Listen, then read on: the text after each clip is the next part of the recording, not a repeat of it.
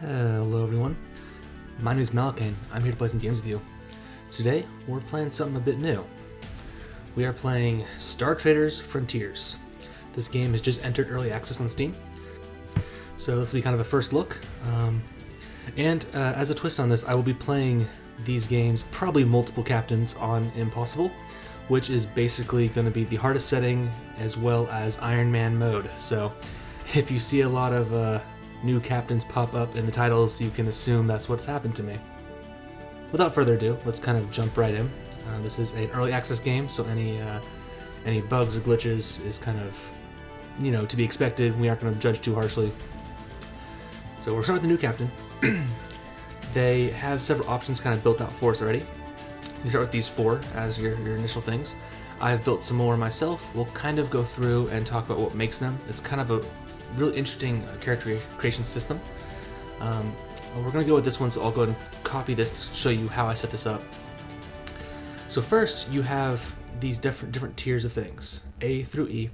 If you've ever played the tabletop RPG called Shadowrun, you might be familiar with this. You basically select what is most important to you, and you get more of the things that are most important to you. So for example, here I have attributes in slot A, skills, experience, contacts, and ship.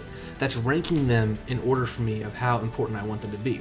So I want attributes first, skills second, and so on and so forth. My ship and my contacts I don't care as much about, I get much less of them. So I get 52 attribute points to kind of spread among these 6 stats.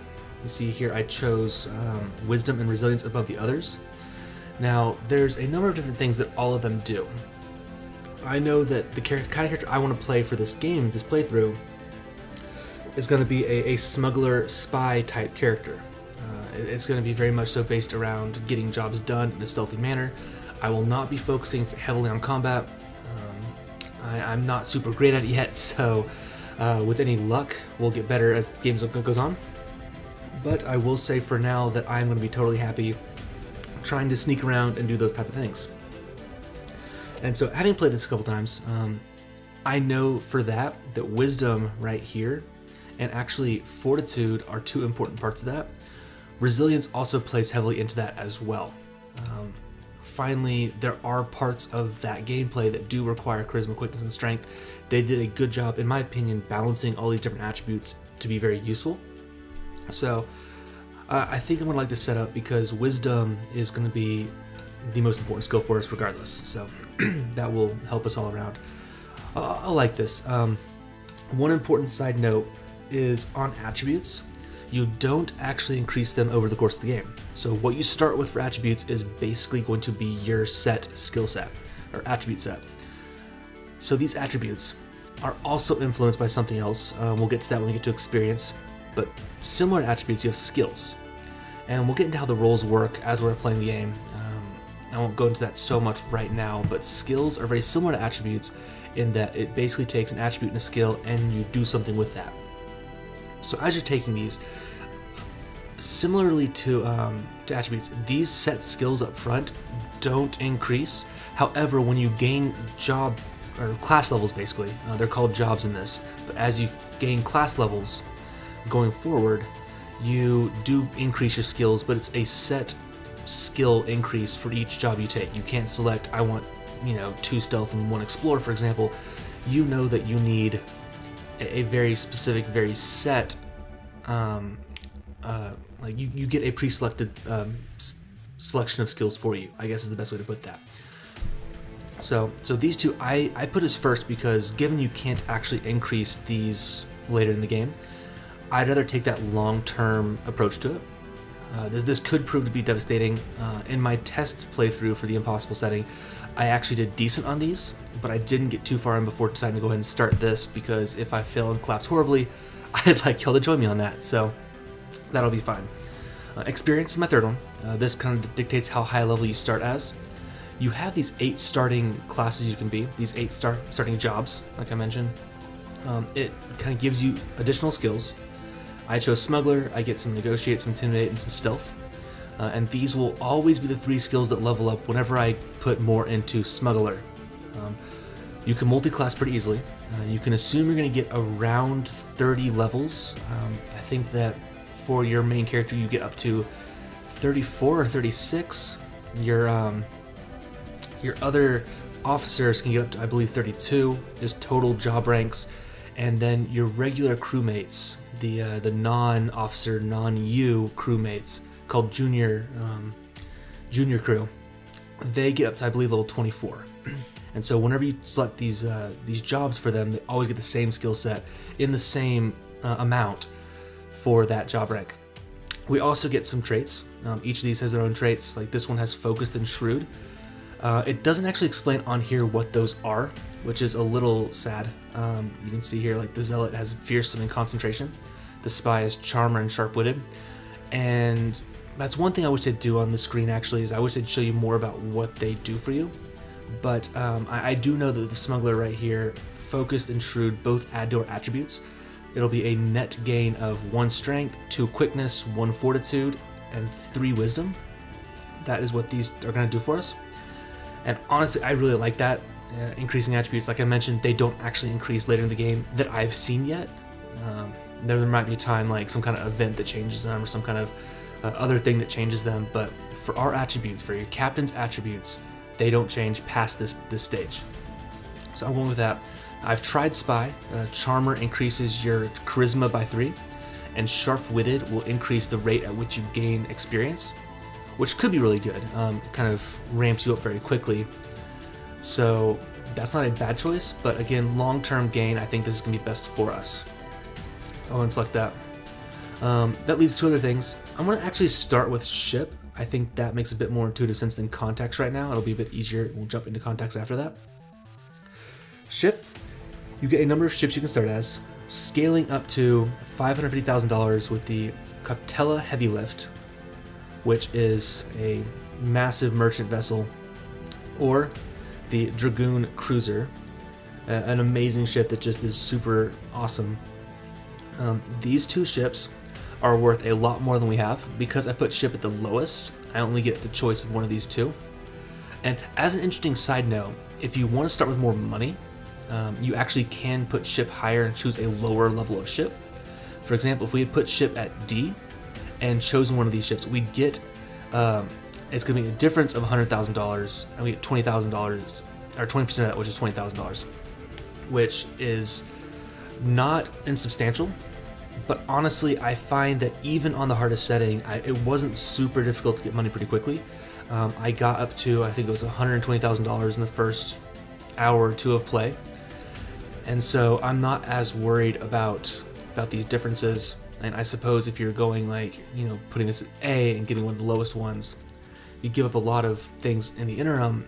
But one thing you would gain is that $390,000 difference, of which you get the 20%, which is just under $80,000 to start with, which can be pretty substantial. I don't want to underplay that as an option. But for now, we're going to go with the Juror class. The difference in these 2, the Scout actually gets a bit better fuel efficiency. It doesn't actually say it here, but I like the Juror. It has more crew, and I think that overall it's just a better kind of spy ship for us. So we're gonna stick with that. So the last thing on here we haven't really gone over is contacts. So contacts, you can start with a number of people you know. These people are the ones that are kind of your allies. You know them, they know you well, you'll do favors for them, they'll do favors for you. They're mission givers, so that's an important point. You can do missions and get closer to them. And also, each of them kind of has special things they'll do for you.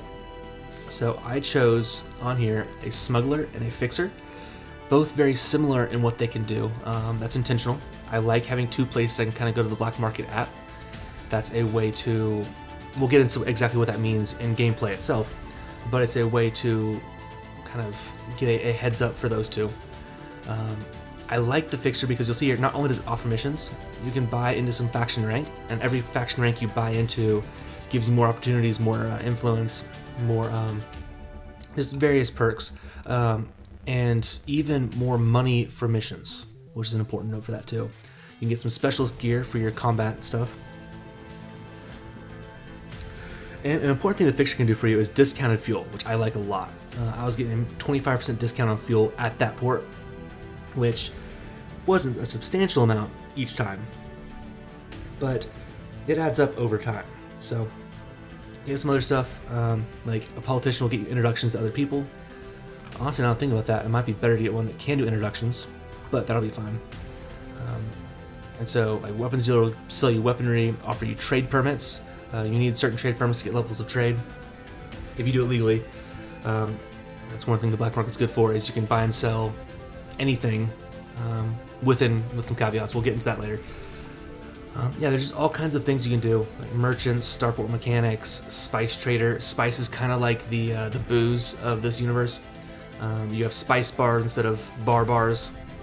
Spice, if you give your crew spice, they get higher morale, that kind of stuff. You also have princes, and there's a number of contacts that aren't on this list to start with that are just upgrades to all these. Can do more things, so we'll get more contacts as the game goes on.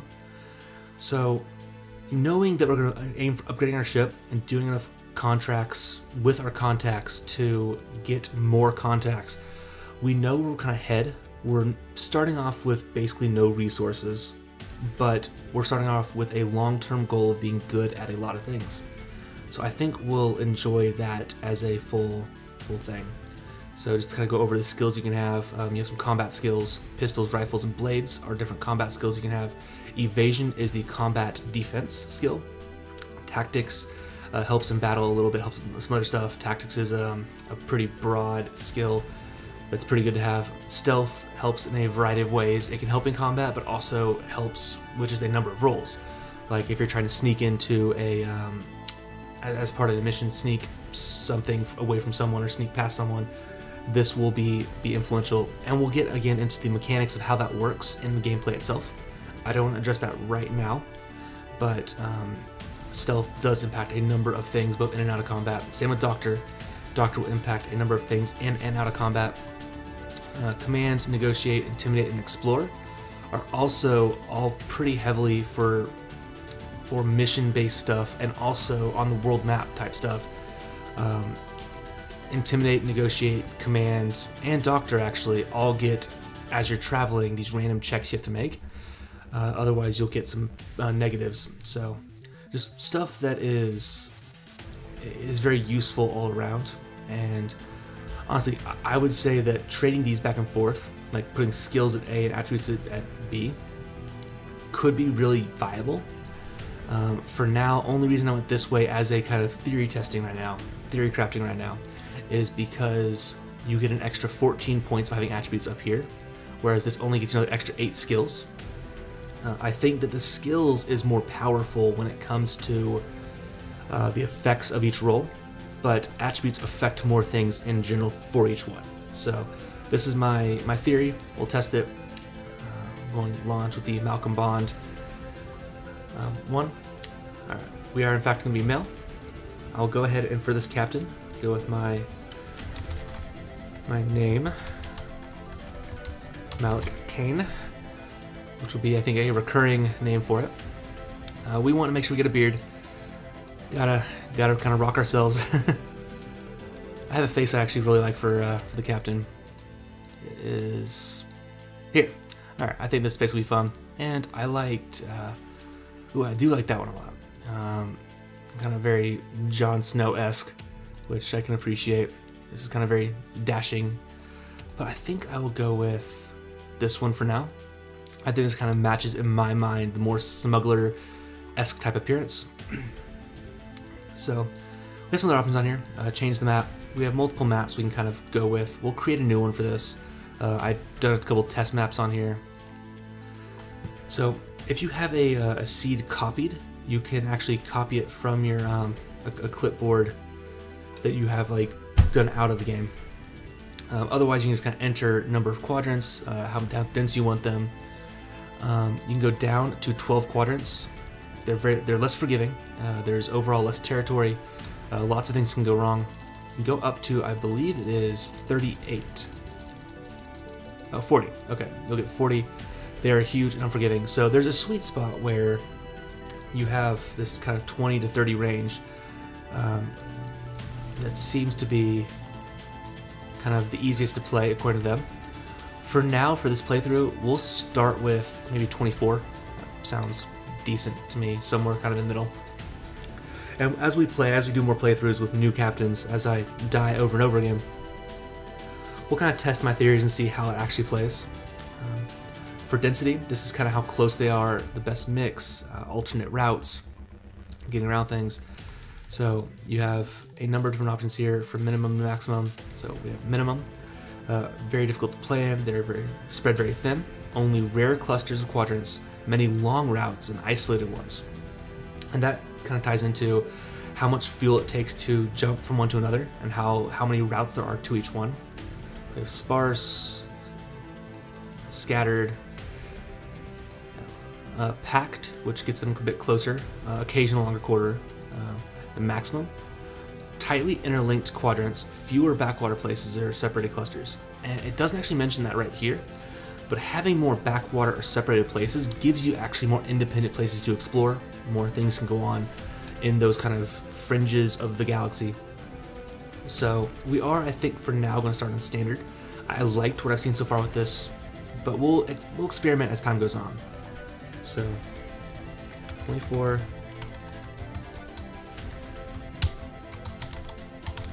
There's an interesting thing when you're typing in this. The shift key doesn't always work the way you'd think it would. It has a bit of a delay to it, a bit of a stickiness maybe. So we'll play on 24 standard. For our faction, you can see here there are 8 or 9 different factions to choose from, split between what are called these great houses. You have House Thilun, Clan Javat, Steelsong Clan, Moklumnu Clan, Clan Ultimesa, and House Zenrin. You also have the syndicates, and only real difference I can tell amongst these, the houses are more like nobility type things, very big in hereditary birthright and stuff like that, whereas syndicates is more about you kind of work your way up, and families are totally separate. Otherwise, in practice, I haven't seen that come into play yet for like the governance of them. All you really get the difference is these zone bonuses, and so I kind of like a lot of these for different reasons. What we could do is, so we want to play kind of a more spy type rating, more a spy smuggler type game, which actually for our own people means we want to be one of the ones with higher military, because if we don't have one of the higher military ones, this ranking does go into how hard it is to spy against them. So we don't want them to be our enemy, is what that kind of comes down to. So we could do maybe Ultimesa, have better starports, they have better ships, plus higher military, which could be good. We could do, so this has like better bars basically and higher military sections. I've done a couple of these and it's been a lot of fun. Like I tried Kadar, that was a pretty good time. I tried Devoltos. Okay. I tried Devoltos, which was nice because it actually offered a lot of kind of the extra smart starports helped. Maybe we do. Probably should have thought that beforehand, huh? Well, maybe for now.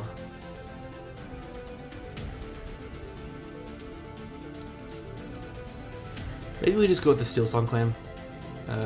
Impressive array of assassins and mercenaries. We'll kind of see how this works. Could be fun. Could be a total fiasco. We'll see. So we'll select that for now. Alright, and difficulty. Like I mentioned, this is going to be impossible. And so what these kind of do, custom doesn't work quite yet. It's going to be added a bit later in the game, but we have basic, normal, challenging, demanding, hard, brutal, impossible. And so you'll see over here, this scales up all these things. Impossible has no combat boost, so it's just raw bonuses in battle against your enemies. And this captain can permanently delay all characters get a death save, which is going to be 20% plus your resilience attribute, chance to survive a fatal injury. Some things will just outright kill you, you don't get a save against it, but some things are kind of a fatal injury which you can survive, but it's difficult, as you can see here. Things do scale up over time, so even basic and normal, these different things. The enemy strength, risk levels will increase progressively. This just starts them out higher and gives us less rewards. So here we get 40% bonus XP, 25% bonus profits, and 25% combat boost, in addition to enemies starting at a 40% penalty and risks being at a 20% penalty. This, we're bumping it up, no bonuses whatsoever. Enemies 40% higher above starting, risks 30% higher above starting. We're gonna try it, we're gonna see what happens. Iron Man to the end, let's do it. And because of this, I'm gonna manually assign talents. The game does a decent job spreading them out otherwise, and I don't really want that right now. I have a need to bypass as many failures as possible, and this allows me to do that. So I'll get into that as we start the game. For now, this video's gone on about 21 minutes.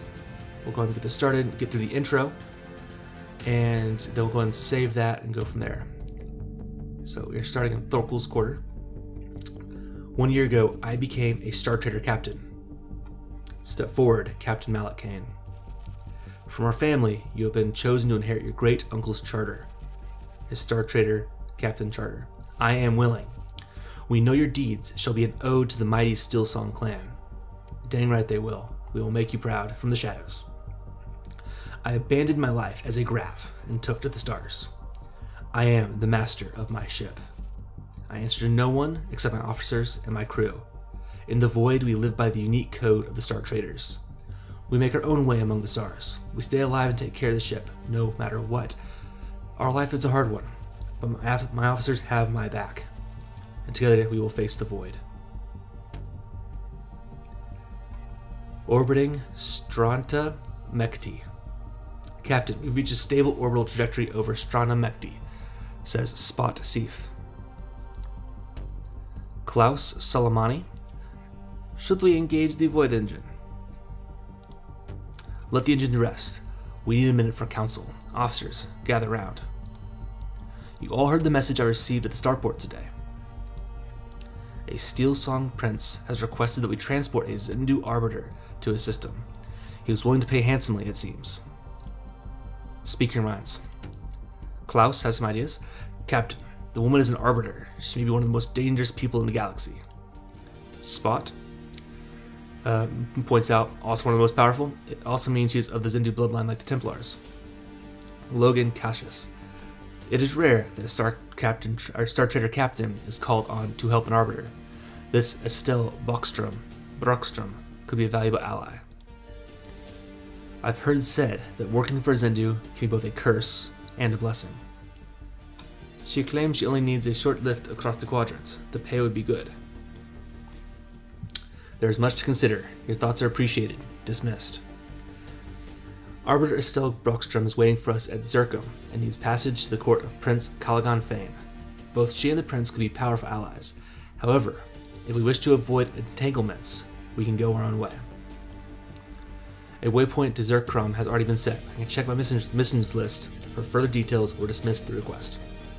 Alright, so let's kind of talk about what we're doing. Whenever you need advice or help with an interface, use Consult to talk with your officers. They'll tell you kind of what's going on. You can rely on us, Captain. Alright, and so your crew is randomized. I believe that you always get for your officers starting, a doctor, a quartermaster, and an engineer. That works pretty well. And you can see here actually that we'll have to do some leveling up. I'll go through that, I think next time probably. But looking out at the map, so here is this quadrant. This is Thorkel's Quarter. Go out even farther. This is now our galaxy. So here we are at, I think I mentioned the Thorkel's Quarter. Kind of goes through what all's there. We have 5 of our systems that we own, 5 that aren't owned by us, or 6 that aren't owned by us, owned by other people. We have our 3 contacts are all in this area. And you can see here there's a number of different places just across the entire galaxy we could explore. A number of different things. So, back to the map. We have these jump gates we'll have to go to. It costs fuel to go anywhere on here, as well as to jump through this. And yeah, oh, important side note, the crew is randomized, apart from, I think, the jobs you get, that might be pretty standard. But the one thing that's not randomized across the playthrough is on your missions. You always start with this mission to take Estelle Brockstrom to Callaghan Fane. So when you start your new games, you'll always get that, no matter which one you choose as your kind of thing you're doing. Oh, can you rename that? Oh, you can. Cool. You can also rename your crew. So I'll be doing that, I think. If anyone wants to leave a comment or wants to kind of subscribe to the channel, you can. I'll be putting names here for those people who do that. Let me know if there's anyone in particular you'd like. I'd be very happy to fill in names for people who want certain characters. Otherwise, it'll be a lot of fun. So that'll conclude this kind of episode 0 startup session, and from there we will hop right into the gameplay. So with that, have a fantastic time. I hope you're enjoying and enjoy the series, and as always, game on.